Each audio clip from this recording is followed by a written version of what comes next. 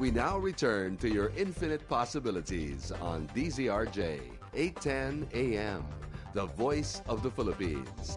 Here's your host, Francine de las Alas. Hello, and we're back. Sorry for that long break.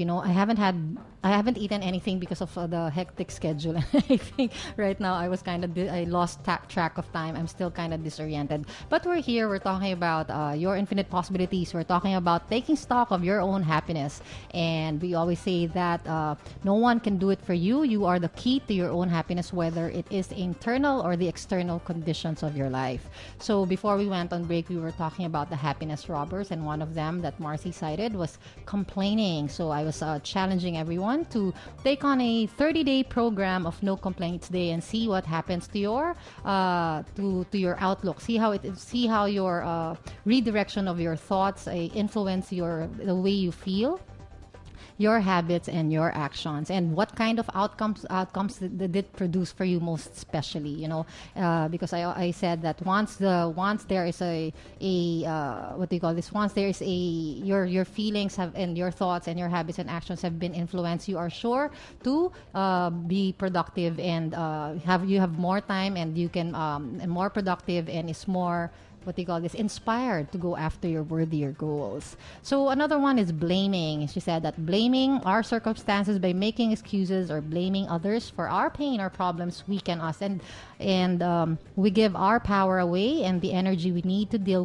with the situation isn't available because we're directing it at someone or something else. So she said that the blamer's motto is it's my fault. Well, not entirely all the time, but blaming, yes, it's true. As I was saying, there's actually a timeline.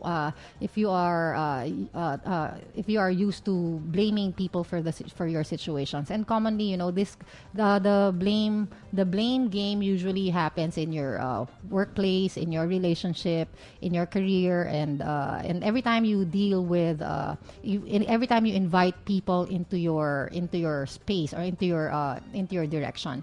But timeline wise, when you catch yourself, when you find yourself blaming others for your own misery, as I said, that especially if it's repeated blaming, it's like this, it's like that. Yeah.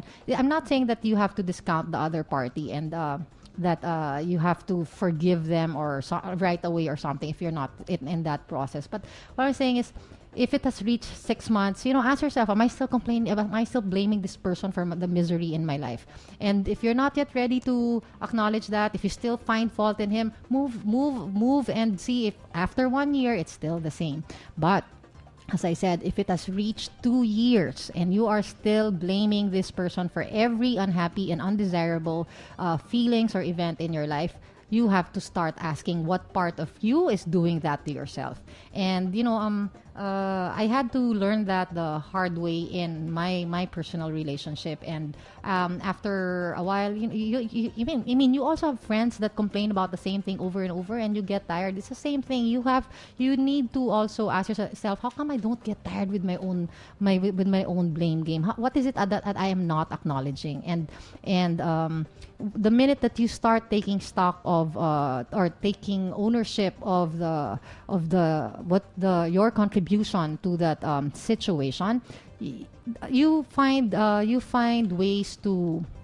actually find ways to help yourself, to find solutions, to bring yourself out of that rut. As I said, if it weren't one of the most useful tool that you can actually use is the ground zero continuum that I mentioned to you, the happiness continuum, the version that I had, ground zero to happy for every reason continue, and you can use that. And I never got to that. I would have never gotten to that part, finding different tools and ways in order to orchestrate my happiness, if I didn't recognize that part of the situation, part of the pain, part of the reason why the pain is prolonged is because I am still constantly exposing myself to that environment or to that element. So ask yourself that. So remember the timeline: 6 months if you're not ready, 1 year. If it's 2 years, God, it's time for you to. It's no longer the person's fault. You are also to blame, and because you're also to blame, the upside of that is that you have a what do you call this? you have a more power for over yourself to redirect or orchestrate your way to happiness. And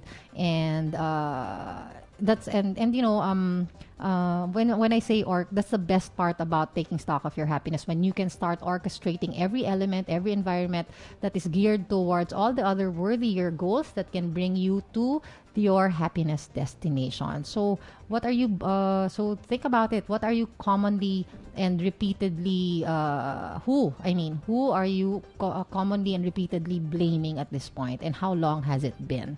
So that's one. So that's one of your happiness robbers. And the other one that she mentioned is feeling shame, according to Marcy Shimoff. When we turn blame onto ourselves, feel ashamed about the things that have happened to us, or feel guilty about something we've done or not done, we often try to suppress the pain or bury the uncomfortable feelings deep inside. This uses up a lot of energy and blocks our happiness. You know, I want to talk about that because you mentioned it already twice, that this uses up energy and energy and blocks our happiness. I want to get back with you on that one. But let's talk about feeling shame. You know, feeling shame, we are not very conscious. I think when things happen to us, it's not really readily that we feel shame.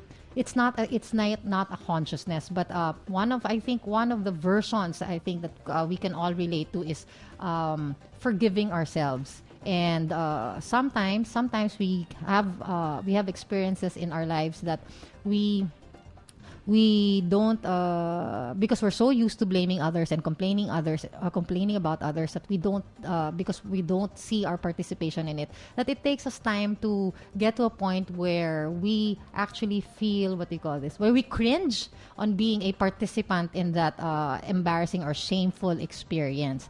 And the way to get over that, that point where you start feeling embarrassed or shameful about it, it's like a guilt. Well, I mean, I did that. Oh my God, I can't believe it. If you have those kind of thoughts, that means when you get to that point, it's time to start forgiving yourself. And forgiving yourself is one of the most liberating aspect of any devastating event. And as I said, because we all have taken our choice. That's why we taken our choice as far as that situation are concerned.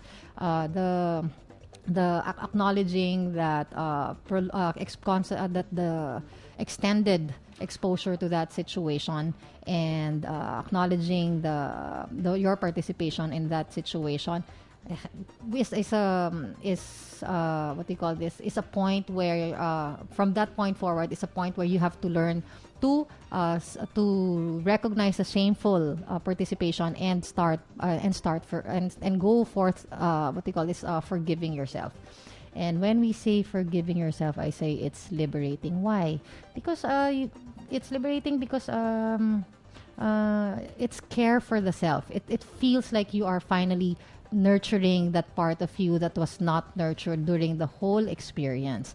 And it's one of the things that can also boost your happiness and redirect you towards your other desirable events. Remember that whatever situation that you have gone into, it's not the end all be all, or it's not the only absolute thing in your life. There are other worthier goals that you still want, other undesirable goals that you want in your life. And once you get to a point where after being shameful and then forgiving yourself, you can it automatically directs you to that to the worthier goals that you are also aspiring. And you know what?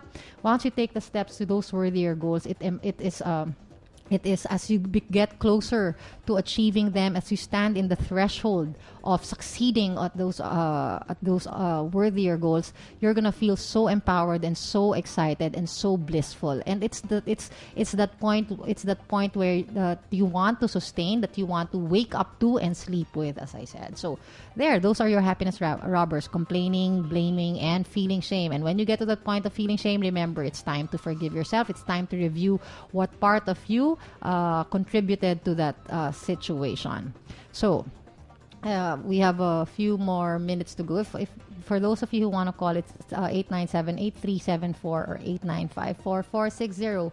But before we go off the air, you can email me for any of your what do you call this? For any of your thoughts and for any of your concerns at myinfinitepossibilities@gmail.com. Or you may also follow us at Twitter. That's MI Possibilities. I also have a blog, My Infinite Possibilities. Just go there. You'll usually find my segments uploaded there, and also my articles. It's at jobspot.ph. This is a job portal, so for those job seekers out there and headhunters and employers, if you wanna upload your resume or your ads, it's free. Just go there, jobspot.ph, and my articles are also there. Now, if you also wanna talk about your goals or other things, as I said, just email me. And it's almost 3 o'clock, and we need to be going on we need to sign off now. I will see you guys on Monday, and we'll be talking about more on happiness. So if you have any other topics, just feel free to call us. This is Francine. I'll be turning you over to etc. with Nicole Jacinto. Thank you very much. Happy Friday. So happy thoughts, guys, big dreams and big fulfillment. You have been listening to Your Infinite Possibilities with Francine de las Alas. Your Infinite Possibilities is an exclusive presentation of DZRJ, 810 AM, the voice of the Philippines.